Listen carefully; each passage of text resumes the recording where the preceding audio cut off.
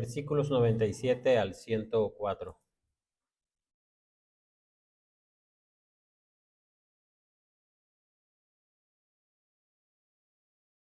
No sin antes, vamos a orar, hermanos. Padre, venimos delante de tu presencia, oh Dios,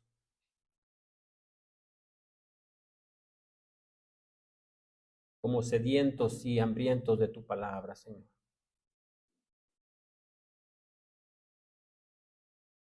Por favor, Señor, permite que nuestros corazones sean renovados, Señor. Y lejos de toda elocuencia y de locución, sea la claridad en las Escrituras por medio de tu Espíritu Santo, trayéndonos paz y consuelo, Señor.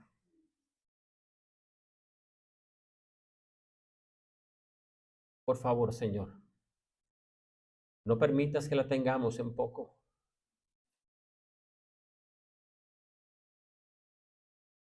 No permitas, oh Dios, que dejemos de ver este gran tesoro que tenemos frente a nosotros. Señor, que tu nombre sea exaltado en esta hora y por medio de tu palabra, Señor, te lo rogamos. Amén. Muy bien, hermanos. Vamos a dar lectura.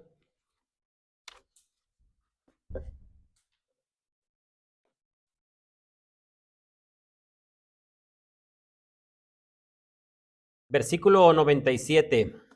Oh, cuánto amo yo tu ley. Todo el día es ella mi meditación. Me has hecho más sabio que mis enemigos con tus mandamientos, porque siempre están conmigo. Más que todos mis enseñadores he entendido, porque tus testimonios son mi meditación. Más que los viejos he entendido, porque he guardado tus mandamientos. De todo mal camino contuve mis pies para guardar tu palabra. No me apartaré de tus juicios, porque tú me enseñaste. Cuán dulces son a mi paladar tus palabras, más que la miel a mi boca. De tus mandamientos he adquirido inteligencia, por tanto he aborrecido todo camino de mentira. Puede tomar su asiento, hermano.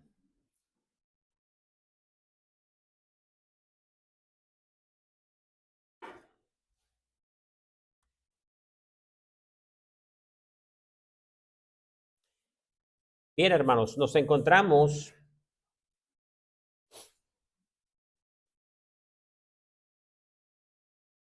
ante un pasaje donde pudiéramos decir que el salmista se encuentra frente a una ventana.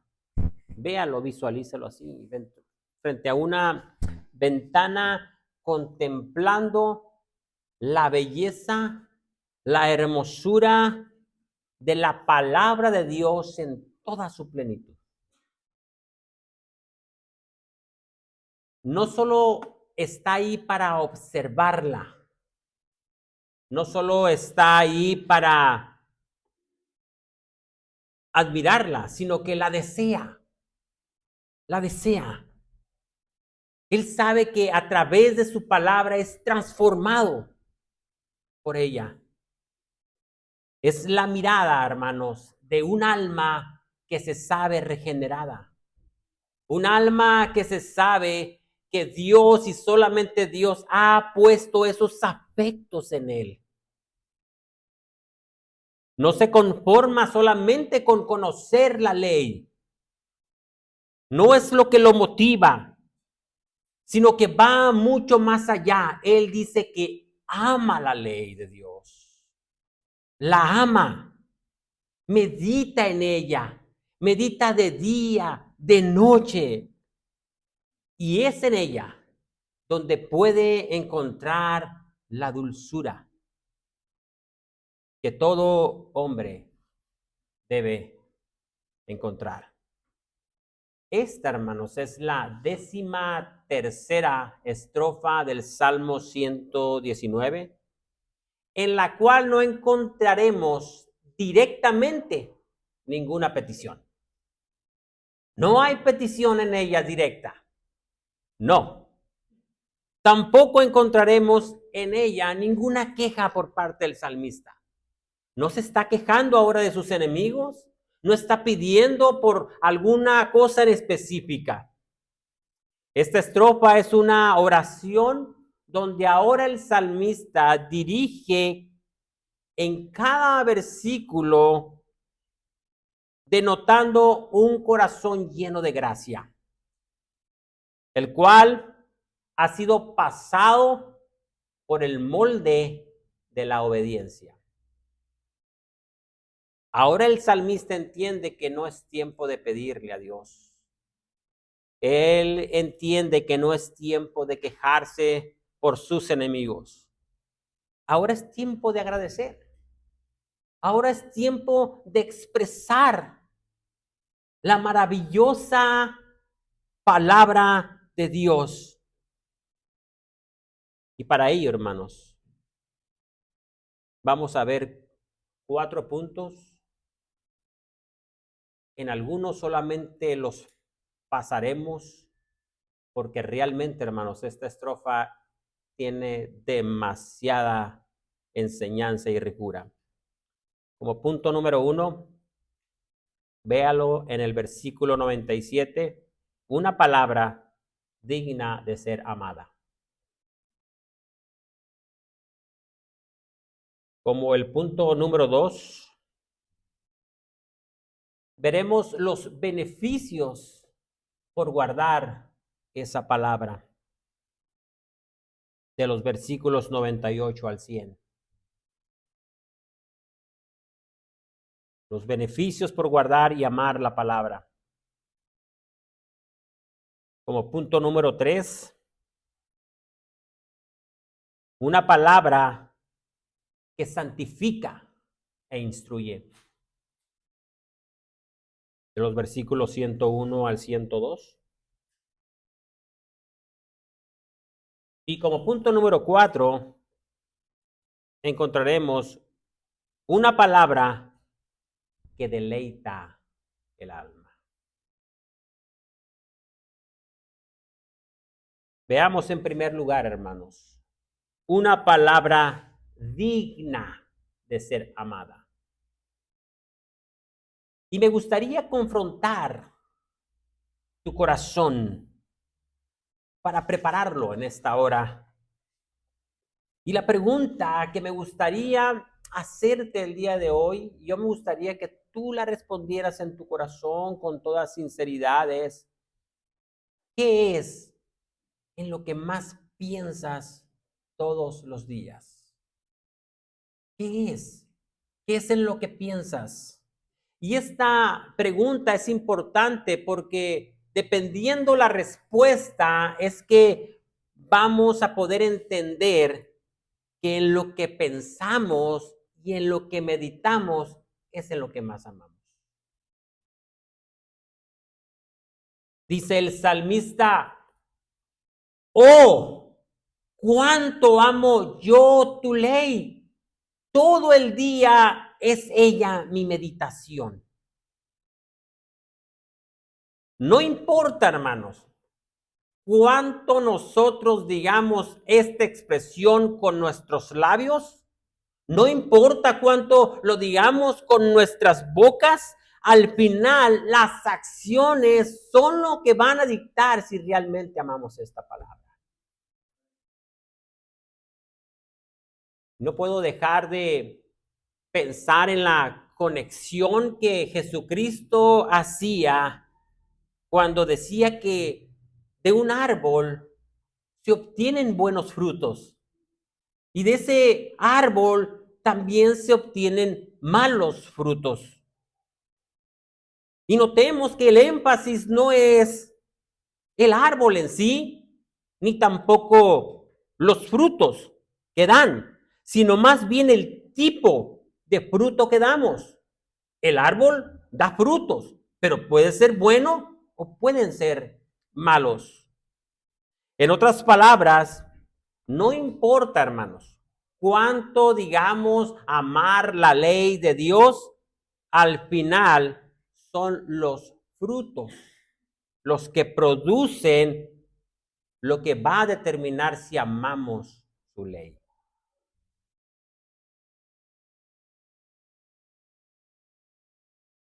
Decir amar la ley de Dios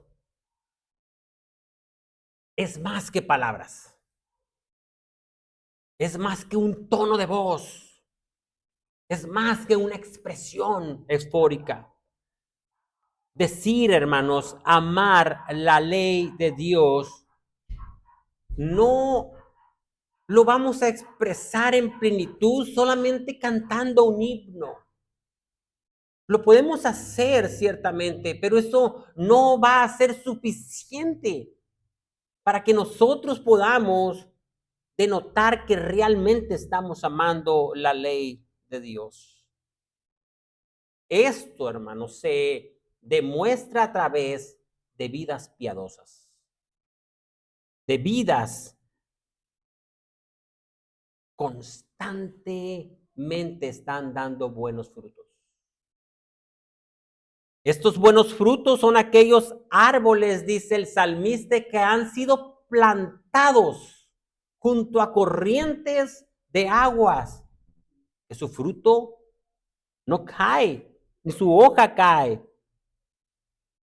Sin embargo, hermanos, ¿con qué frecuencia podemos escuchar a cristianos decir, oh, pero ¿por qué tanto énfasis en amar la ley? Si ya no estamos bajo la ley, sino estamos ahora bajo la gracia. ¿Han escuchado alguna vez esa expresión? La pregunta que debemos hacernos es, ¿a qué ley se refieren? ¿A qué ley? ¿Será acaso que se están refiriendo al decálogo? Entonces, la pregunta para ellos sería, ¿cómo interpretan entonces el versículo 97? Sin embargo, hay quienes podrían resultar un poco más bíblicos y decir, bueno, no necesariamente ahora lo expresamos así, ahora decimos, oh, cuánto amo yo a Jesús.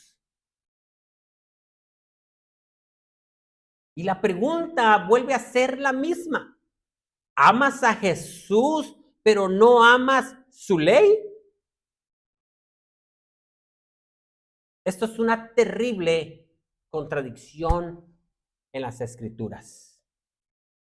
Pues las palabras mismas de Cristo Jesús fueron, si me amáis, guarda mis mandamientos. Y esos mandamientos son la ley de Dios. Y déjenme todavía ir un poco más profundo cuando Jesucristo dice en Juan 14, 21 al 24, el que tiene mis mandamientos, el que tiene mi ley y los guarda, es ese el que me ama. Entonces, si decimos amar a Jesús, debemos guardar su ley. Ese es la evidencia, hermanos. Esa es la evidencia. Y no porque lo diga una denominación o lo diga otra, porque Dios mismo la dice. Dice, y el que me ama será amado por mi Padre, y yo le amaré y me manifestaré a él.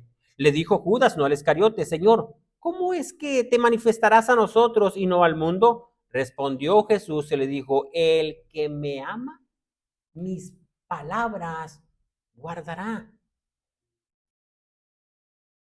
Y mi Padre le amará y vendremos a él y haremos morada con él. El que no me ama, no guarda mis palabras.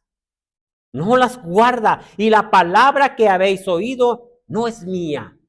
Por eso decíamos, ¿A qué ley se refieren? Porque probablemente tienen otra ley. Seguramente es otra ley. Por lo tanto, decir amar al Señor, pero no amar su ley, es una contradicción a lo dicho por Jesús mismo.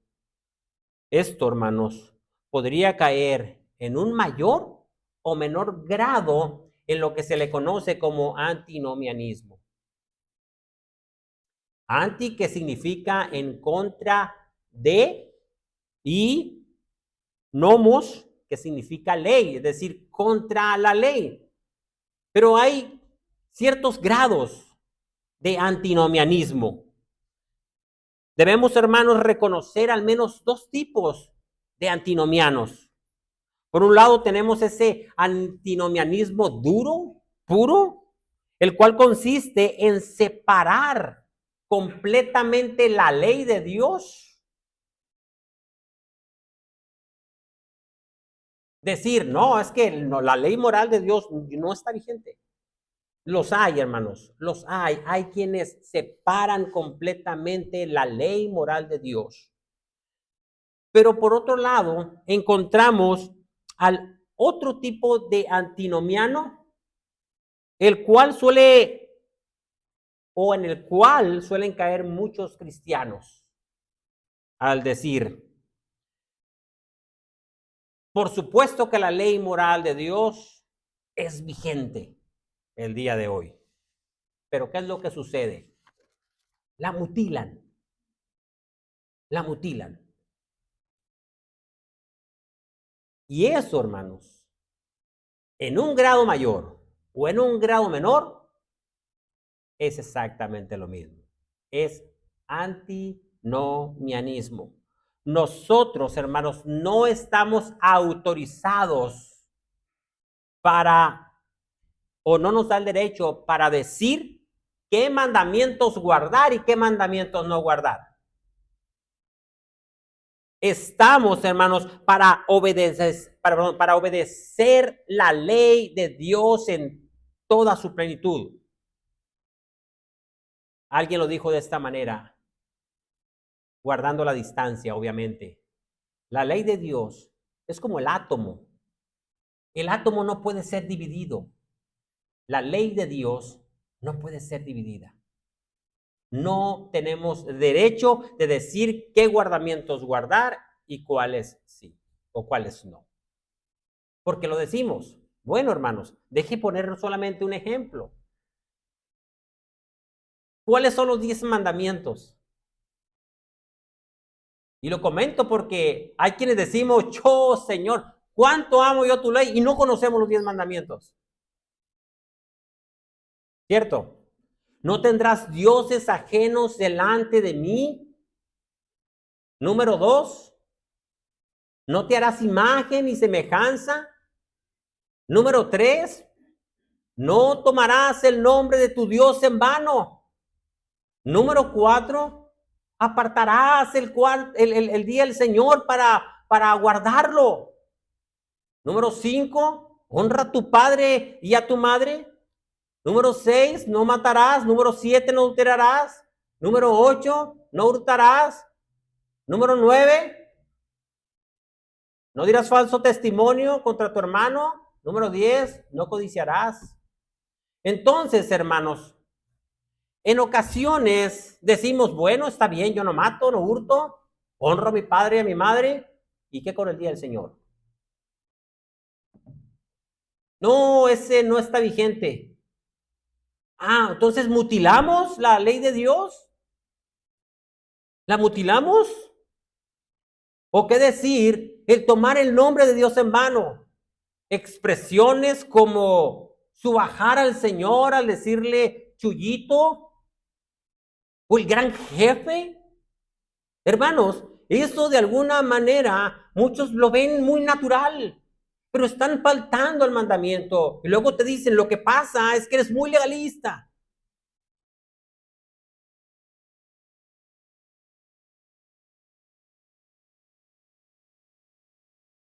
Hermanos, jamás será una realidad el decir que amamos la ley de Dios como cuando vamos contracorriente con ella. Sin embargo, también es conveniente llegar a hacer un análisis mucho más profundo cuando decimos amar la ley de Dios. Hay preguntas que debemos hacernos. No es solamente decirlo. Y la pregunta es, ¿qué es lo que motiva tu corazón a decir que amas la ley de Dios? ¿Qué es lo que te motiva? Las respuestas pueden ser muy variables. Por ejemplo, hay quienes dicen, porque la necesito para no fallarle. ¿Bien? Hay quienes también pueden decir, no, es que es mi guía. Es mi guía. Yo voy a las escrituras y en ella encuentro los principios y esa es mi guía. Otros pudiéramos decir que nos sirve para tomar mejores decisiones. Incluso hay quienes pudiéramos llegar a decir que es para relacionarnos y tener un estatus en la misma iglesia o en la familia o con la sociedad. ¿O qué cuando decimos que recurrimos a ella cuando las cosas han salido mal y venimos como un auxilio ante ella? Si lo analizamos bien, alguna de estas descripciones o motivaciones que acabamos de describir pueden ser en algún grado legítimas. Sin embargo, otras, hermanos, pueden llegar a ser tan superficiales y convenencieras que lo único que hace es revelar cuál es la relación que tenemos nosotros con la palabra de Dios.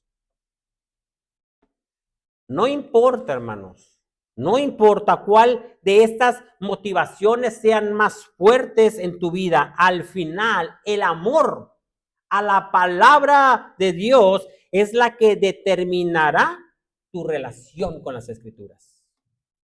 Es el amor a las escrituras lo que va a determinar realmente tu relación que tienes hacia con ellas. En otras palabras, hermanos, frecuentamos la palabra de Dios, la leemos, la estudiamos, la meditamos, la escuchamos predicada por una simple y sencilla razón, porque la amamos. Porque la amamos, hermanos. Esa debe ser la motivación principal. Oh, tengo un problema. Hermano, ve a orar. Ve a la palabra de Dios, a ver qué es lo que te dice. ¿Esa es la motivación? No, hermanos. Tenemos que ir a ella porque la amamos. Porque debemos amarla. Hay un abismo, hermanos, de diferencia entre cualquier otro libro, cualquier otro, y la palabra de Dios. Usted puede aprender ciencia, arte, cultura, álgebra. Todo eso usted lo puede aprender sin necesidad de ir a conocer el autor. ¿Sí o no? Sí, usted solamente lea lo que está ahí. Usted va a aprender y no tiene ninguna necesidad de ir y conocer al autor. Con la palabra de Dios no es así. Usted tiene que necesariamente conocer al autor del libro. Dios es digno de ser conocido para saber y conocer su carácter a través de su palabra. Calvino decía que aquello que amamos es de lo que queremos estar hablando. Sí, eso es. Dicho en otras palabras, él decía, el corazón del ser humano gobierna la lengua. Es decir, lo que una persona ama profundamente es lo que naturalmente desea expresar y comunicar. Y parece, hermanos, que todo esto va ligado o acorde con el principio que encontramos en Mateo 12:34, de la abundancia del corazón habla la boca. Sí, lo que está lleno en nuestro corazón, si en tu corazón está lleno de la palabra de Dios, tú quieres hablar de la palabra de Dios. Y esto, hermanos, lo encontramos a través del Salmo 119, principalmente a partir del versículo 97 en adelante. Por lo menos 9 veces, hermanos, va a encontrar de aquí en adelante esto que estamos comentando. De amar la palabra de Dios, de amarla, de atesorarla. Ahora, hermanos, ¿cuáles son las razones por las cuales debemos amar la ley de Dios? Las razones son muchas, bastantes, hermanos. Pero solamente permítanme mencionar algunas de ellas, de las cuales hermanos han mencionado y ordenado de manera sistemática. Solamente algunas, hermanos. Hermanos, amamos o debemos amar la ley de Dios porque es como un martillo que quebranta la piedra del corazón endurecido. Jeremías 23:29. Pero no solamente eso, hermanos. La palabra de Dios es como alimento que sacia el alma hambrienta. Sí, cuando estamos hambrientos de Dios, podemos venir a su palabra y ser saciados con ella. Es como el agua que vivifica. El Salmo 1:3 lo encontramos como un fuego que purifica. Su palabra es como una lámpara, lumbrera y antorcha que nos guía nuestros pasos en la oscuridad. La palabra de Dios es como panal de miel que endulza, o es como dulzura incomparable. Es como espada de 2 filos que penetra hasta lo más profundo del alma. Hermanos, es la palabra de Dios un espejo que revela el verdadero estado del alma. Las sagradas escrituras son como un tesoro que enriquece al que la halla. Es como el consejero fiel de un amigo verdadero. Es la espada del espíritu, un arma poderosa para el combate espiritual. De ahí que el salmista la estimó mayor que el oro más fino y la plata más pura y todos los bienes de la tierra. Incluso, hermanos, nuestra confesión de fe dedica un párrafo completo para describirla con los siguientes atributos. Es el carácter celestial del contenido, la eficacia de la doctrina, la majestad del estilo, la armonía de todas las partes, el fin que se propone alcanzar en todo su conjunto, la revelación completa que dan del único camino de la salvación para el hombre. ¿Verdad que no alcanzaste a agarrar todo? Porque así es la palabra de Dios, hermanos. Así es. Tiene tantas razones por las cuales debemos amarla. Por todo esto, hermanos, y muchas otras cosas más, debemos amar la ley de Dios y decir como el salmista, oh, cuánto amo yo tu ley. Todo el día es ella mi meditación.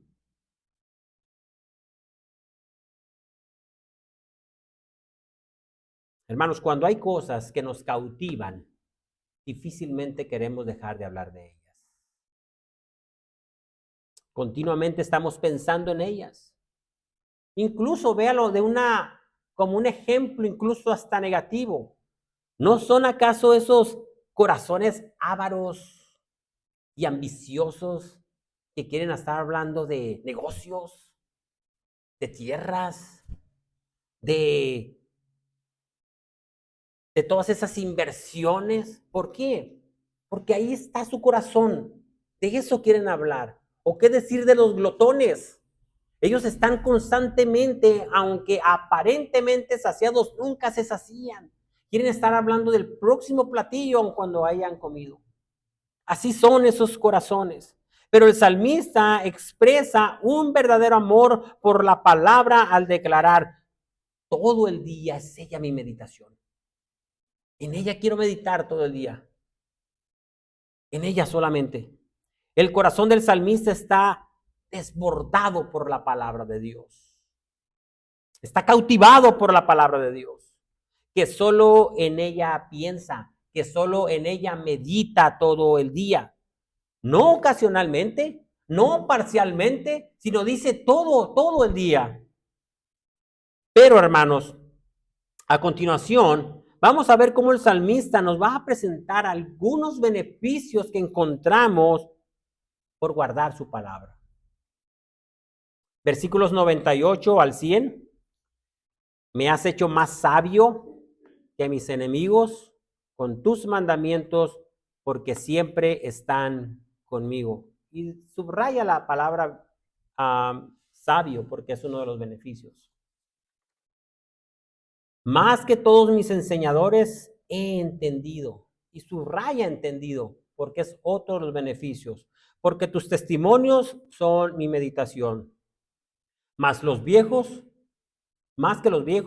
he entendido, porque he guardado tus mandamientos.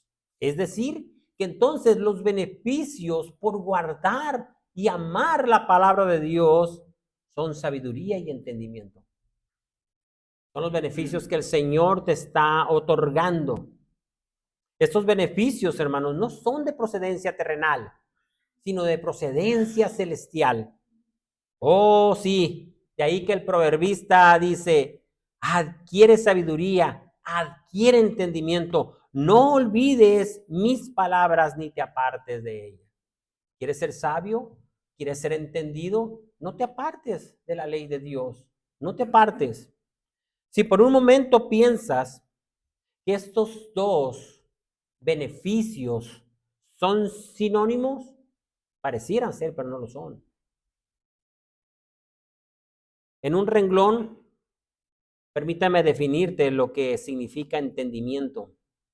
Entendimiento, hermanos, es la capacidad de discernir la verdad, de discernir lo bueno de lo malo.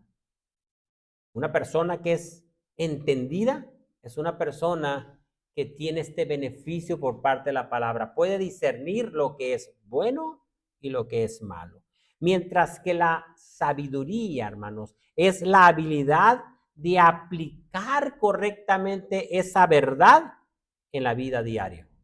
En otras palabras, lo que estamos diciendo es que el entendimiento ve correctamente, mientras que la sabiduría vive correctamente. Una ve y la otra vive. El salmista menciona, hermanos, en este texto o en estos 3 versículos que acabamos de ver, por lo menos, no sé si usted se fijó, al menos 3 clases de personas. ¿Quiénes son? Dice sus enemigos. Número 2, sus maestros, enseñadores, dice. Y número 3, ancianos o viejos. En este caso no está hablando de ancianos de oficio, de un pastor, obispo. Está hablando de edad. ¿Será acaso entonces que el salmista se está comportando como un arrogante al decir que es más sabio y más entendido que sus engañadores o que de sus maestros o que de o de los más ancianos? No, hermanos. De ninguna manera podemos decir eso.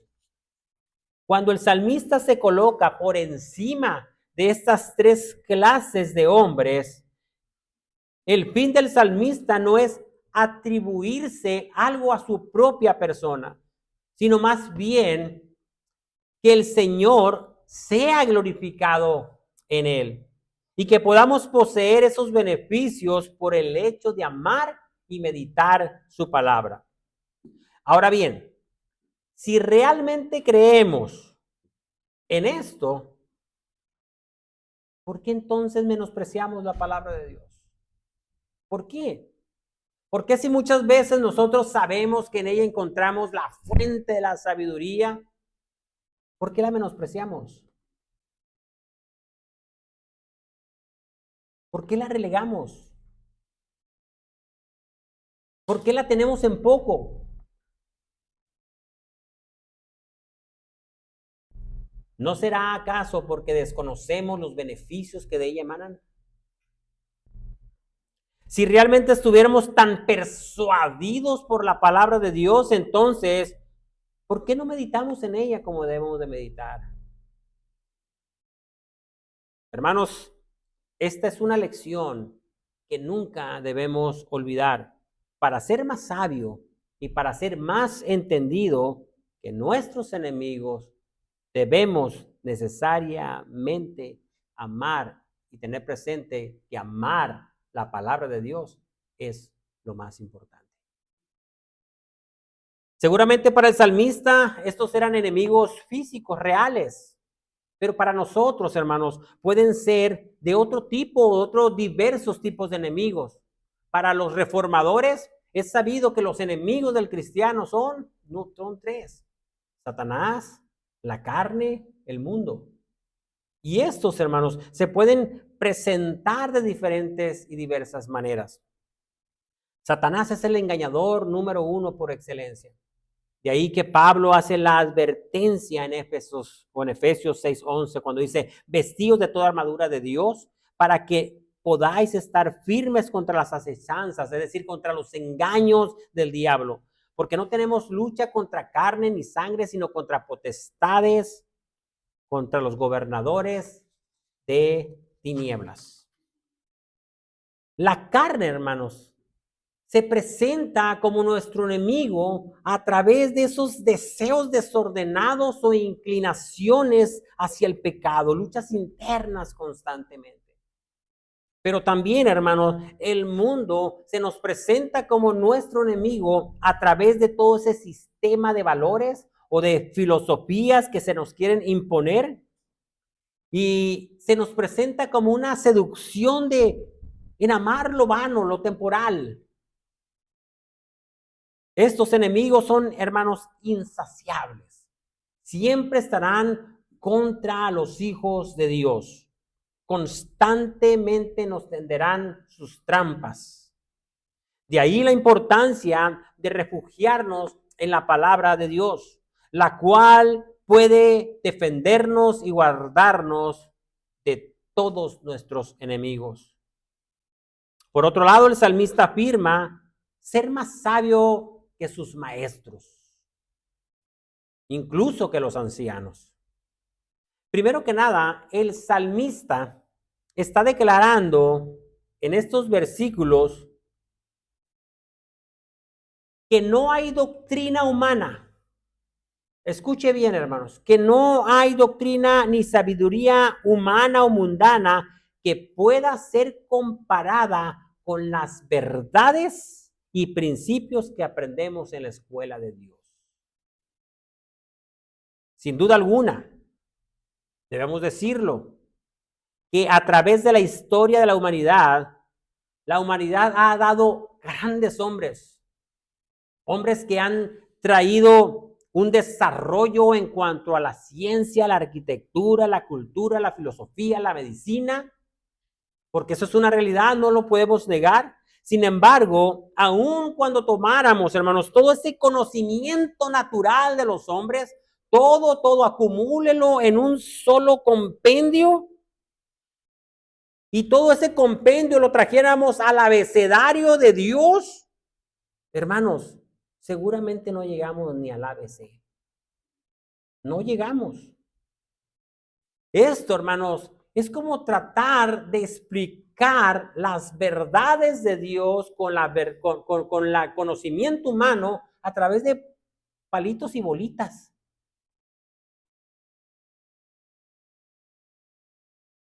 Recuerdo haber escuchado una anécdota de Einstein, Albert Einstein, donde Albert Einstein tenía sus discípulos y Albert Einstein les pregunta: ¿cuánto creen ustedes conocer acerca del universo?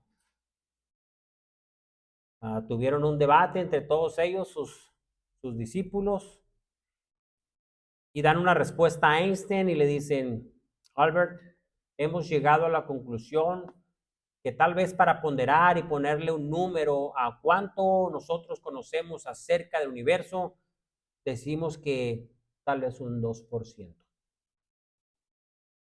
A lo cual Einstein los mira fijamente y les dice: ¿no se les hace que exageraron? Hermanos, ¿cómo podemos nosotros, criaturas terrenales, decir que tenemos más conocimiento que Dios? Lo que tenemos lo tenemos por Él, solamente por Él. Y es ahí, hermanos, donde Lo decimos con todas las palabras mayúsculas. No es a través de la sabiduría humana por la cual llegaremos al conocimiento de Dios. No. Por lo tanto, toda enseñanza de los hombres comparada con la escuela de Dios es nada. De ahí que debemos atesorar con humildad este conocimiento que encontramos en las Sagradas Escrituras, el cual no proviene de nuestra propia cuenta, sino de la misma voluntad de Dios. Ahora piensen esto por un momento.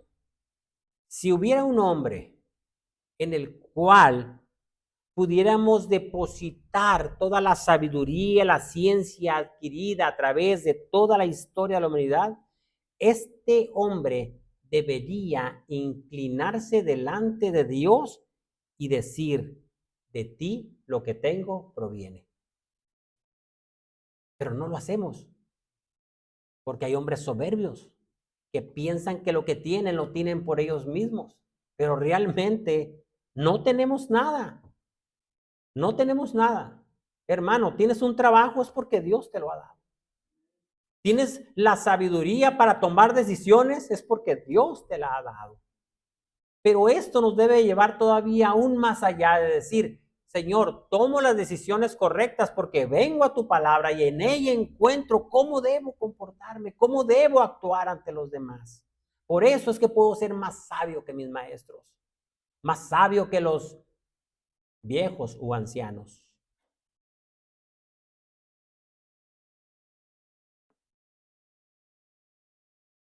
De ahí que el salmista declara ser más sabio y entendido que sus enemigos, maestros y ancianos. Debido a una sola cosa, su palabra siempre ha estado con él, porque diariamente está meditando en ella, en sus testimonios, en sus mandamientos. Hermanos, cuando la palabra de Dios es la que gobierna nuestras vidas, entonces la sabiduría de los hombres es consumida con la sabiduría de Dios. Desde una perspectiva humana, un anciano, sí o no, puede ser considerado una persona con más conocimiento, ¿verdad? Me quité la barba para no verme tan viejo. Pero regularmente así es como lo relacionamos. Y esto tiene verdad ante el hombre natural. Sí, es cierto. O sea, si usted me pregunta a mí y si yo pediría un consejo a un adolescente o a un anciano que ha pasado por una trayectoria de vida y que ha aprendido, pues sí, hermanos, me inclinaría hacia ir con un anciano. Pero, hermanos, aquí no estamos hablando de eso. Aquí estamos hablando de estar bajo la autoridad de las Escrituras. En otras palabras, un joven puede llegar a ser mucho más sabio y entendido que un anciano con muchos años de vida.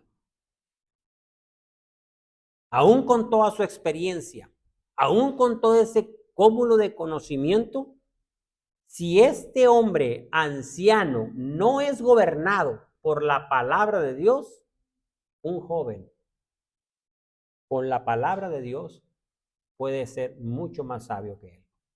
¿Y sabe qué, hermano? Aprendemos mucho de ello. Aprendemos mucho de ello. En tercer lugar, hermanos, muy brevemente vamos a ver una palabra que santifica e instruye. Versículo 101. De todo mal camino contuve mis pies para guardar tu palabra. No me aparté de tus juicios porque tú me enseñaste. La vida de un corazón regenerado se ve, hermanos, claramente visible porque ahora se aparta de aquellas cosas que antes lo llevaban a cometer pecados. Es, hermanos, la palabra de Dios la que te lleva al camino de la santificación. No es por la vía del moralismo. No lo intentes. Vas a fracasar. No lo intentes. Recuerda que no nos apartamos de hacer el mal para alcanzar por nosotros mismos la salvación, sino más bien nos apartamos del mal porque hemos sido transformados por la pura gracia de Dios. Ahí está Dios trabajando en esa obra. No se trata solo de evitar lo malo, sino de amar y practicar la verdad revelada. De hecho, el cristiano constantemente, hermanos, está transitando por caminos resbaladizos y escarpados. Ahí estamos. De ahí la oración modelo. No dice, Señor, líbrame del mal. Y el Señor diciendo en la oración, he rogado al Padre porque Satanás os ha pedido para zarandearos. Hermanos, esa es la vida del cristiano. Ahí estamos en esos caminos resbaladizos y escarpados. Las tentaciones las vamos a encontrar por todos lados. Por todos lados. ¿O quién puede decir, yo aquí me siento seguro? Aquí estoy alejado de los dardos de Satanás. Aquí no me llega. Nadie, hermanos, nadie puede decir eso. Ahora bien, no creemos que la intención aquí del salmista fuera hacernos ver que él tenía una vida perfecta, como para decir que no falló en ningún aspecto de su vida. Más bien creemos que su propósito era resaltar el poder santificador de la palabra de Dios. Es decir, la obediencia del salmista no nace de sí mismo, sino de Dios. Es Dios mismo quien a través de su palabra nos va a llevar por ese camino de santificación. Y esto a su vez, hermanos, nosotros vamos a ser enseñados, vamos a ser instruidos con esta palabra. ¿Para qué? Para no dejar de apartarnos de sus juicios. Esto es lo que Él nos ha enseñado. Pero por último, hermanos, veamos una palabra que deleita al alma. Versículo 103. Note cómo ahora el salmista vuelve otra vez a hacer una expresión, una exclamación diciendo, cuán dulces son a mi paladar tus palabras, más que la miel a mi boca. Y es interesante notar, hermanos, que el salmista no está diciendo cuán dulce es para mis oídos tu palabra. No, dice que es para su boca. No es para sus oídos. No es una cuestión de escuchar. No es lo que estamos escuchando ahorita. No es eso, hermanos, sino más bien el degustar la palabra de Dios. Esto es lo que produce la palabra de Dios en los hombres. O son dulces o son amargas sus palabras. Para el hombre natural será imposible encontrar dulzura en las escrituras. Por el contrario, solo va a haber cargas, solo va a haber normas, mandamientos, ligaduras. Eso es lo que ve en la palabra de Dios. No, pues ahí te prohíben todo. No puedes hacer nada. Amarga, amarga la palabra. Pero no así para el alma regenerada. El alma regenerada a ese corazón que ahora tiene nuevos afectos. Afectos que no los encontraste tú ni los encontré yo. Es Dios mismo poniendo esos afectos. Lo que antes era amargo, insípido, incluso para nosotros, ahora encontramos dulzura en ellos. Ahora podemos deleitarnos en la palabra de Dios. Esta, hermanos, es la evidencia de un corazón regenerado. Ahora se encuentra totalmente satisfecho en Cristo. Incluso, hermanos, podemos encontrar una conexión muy hermosa en un pasaje de Apocalipsis, capítulo 10. versículos del 8 al 10. Si quiere, acompáñeme, hermano. Apocalipsis capítulo 10, del 8 al 10.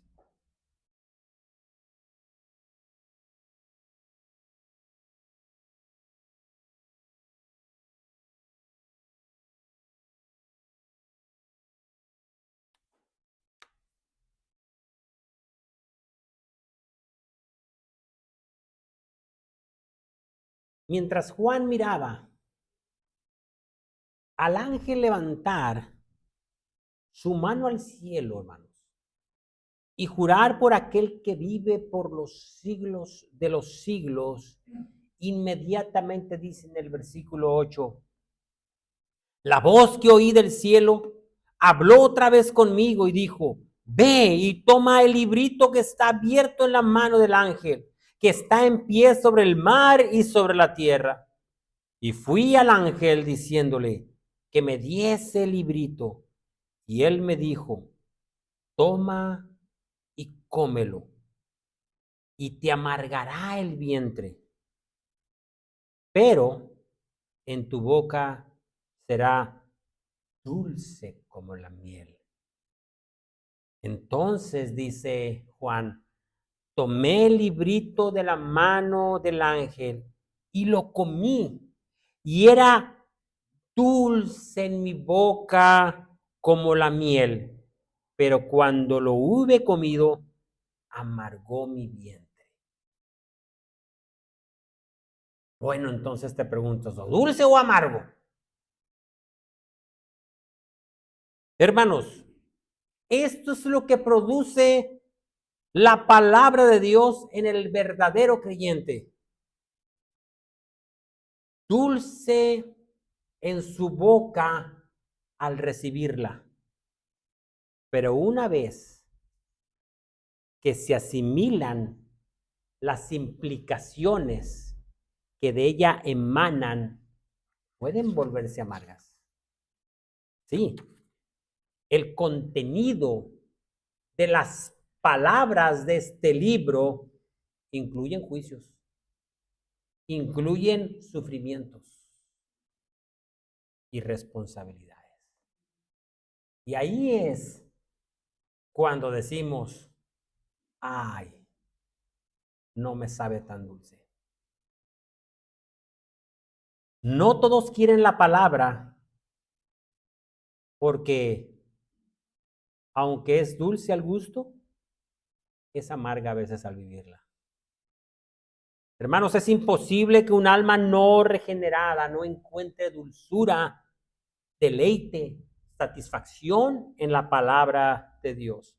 La palabra de Dios en sus vidas produce síntomas muy parecidos al COVID. No encuentra sabor a las cosas. Pierdes el degustar lo sabroso que es la palabra de Dios. De esa misma manera, el alma no regenerada no encuentra sabor en la ley de Dios.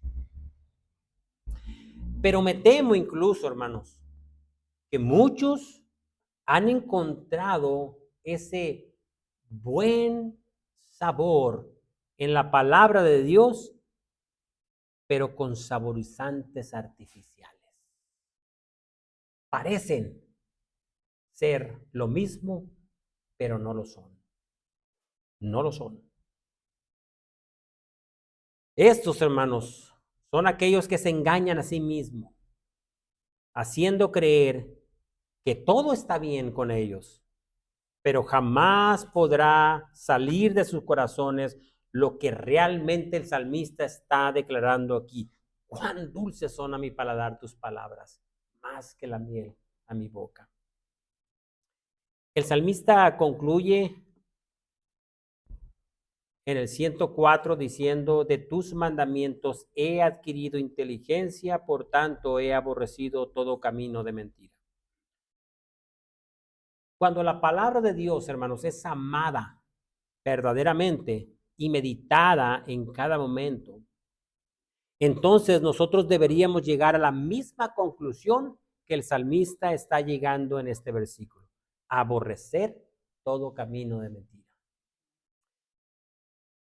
Quiero concluir, hermanos, con una reflexión en cuanto a cómo Cristo puede estar implícito en este salmo, en esta sección 13ª del Salmo 119. ¿Cómo puedo ver a Cristo yo aquí? Y me temo, hermanos, que con mucha facilidad nos podríamos ver tentados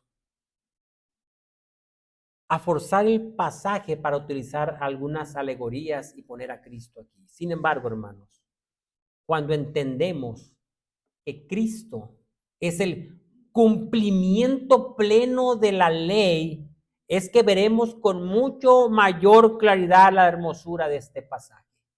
Sí, hermanos, aun cuando el salmista o cualquier otro hombre en toda la historia piadoso que haya existido, que exista o que existirá, siempre esta expresión será imperfecta.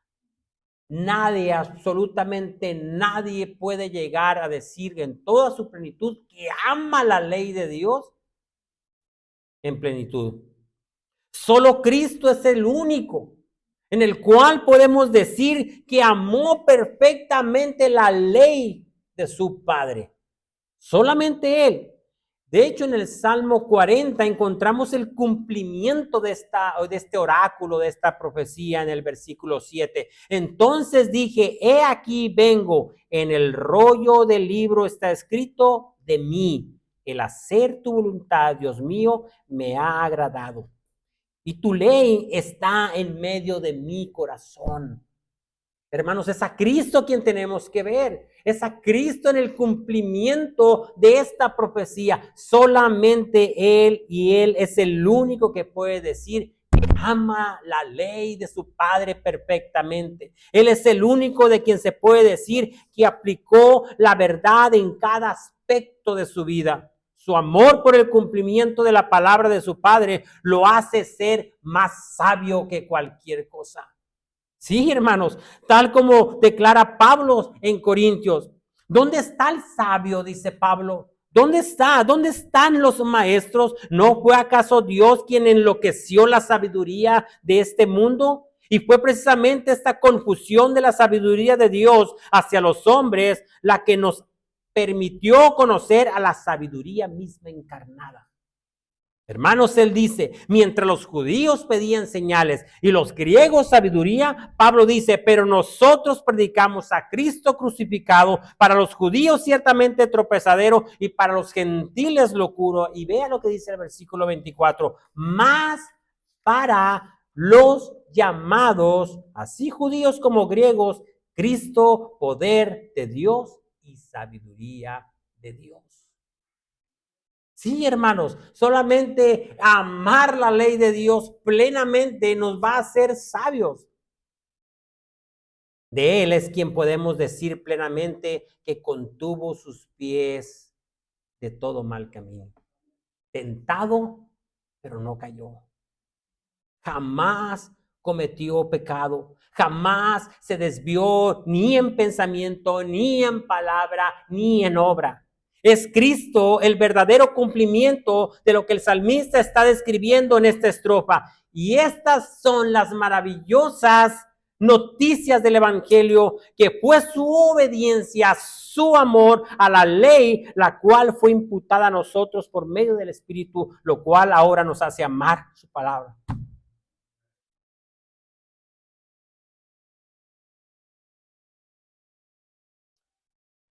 Hermanos, a veces digo, qué lejos estamos.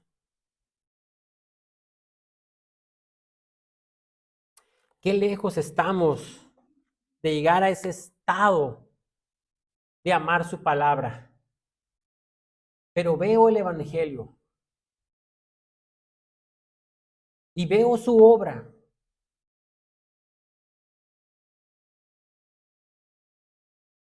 Y ahí es donde reconozco que no somos nosotros. sino que es su amor imputado en nosotros, la cual nos lleva a amar su ley. Que el Señor nos ayude, hermanos. Que el Señor nos ayude en este momento a meditar en ella todos los días de nuestra vida. Vamos a orar.